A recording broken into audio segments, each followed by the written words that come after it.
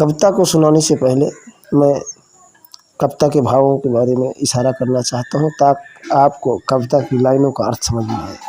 कौरव अभिमान से युक्त हैं, वे युद्ध के लिए तत्पर हैं। जब कृष्ण पांडवों की तरफ से 5 गांव मांगने गए तो उन्होंने सुई की नोक के बराबर भी जमीन बिना युद्ध के देने से इनकार कर दिया। युद्ध तय हो जाता है। कुरुक्षेत्र का मैदान युद्ध के लिए तैयार है। दोनों तरफ की सेनाएं आमने सामने हैं। तभी अचानक अर्जुन अपने गुरु पितामह वो अन्य रिश्तेदारों को देख करके मोह में फंस जाता है और युद्ध करने से इनकार देता है। भगवान कृष्ण तब उसे गीता का उपदेश देते हैं कि धर्म के लिए लड़ना ही पड़ता है और अधर्म का साथ देने वाले कोई रिश्तेदार नहीं होते, अधर्मी ही होते हैं। इसी प्रकार हम अपने जीवन संघर्ष में महाभारत की तरह ही युद्ध करते हैं और कभी कभी हम अर्जुन के तरीके मोह में फंस जाते हैं।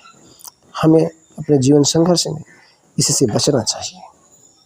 कहे शिव श्याम सोन करिए कविता है बड़े ज्ञान की, जीवन में धर्म अधर्म के संग्राम की।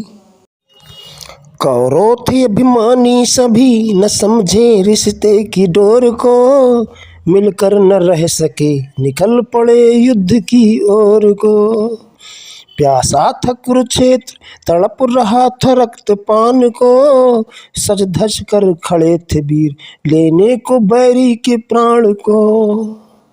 वो भी था वीर पर रिश्ते की डोर में ऐसा उलझ गया, वो भी था वीर पर रिश्ते की डोर में ऐसा उलझ गया कि युद्ध के मैदान में लड़ने से मुकर गया, कि युद्ध के मैदान में लड़ने से मुकर गया।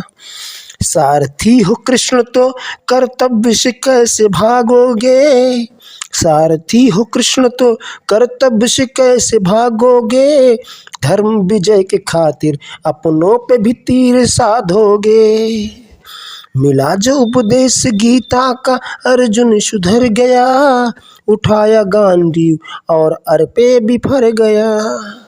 नर होकर जब उतरे हो जीवन संग्राम में, नर होकर जब उतरे हो जीवन संग्राम में, तो फिर कैसा मोह जंग के मैदान में, तो फिर कैसा मोह जंग के मैदान में।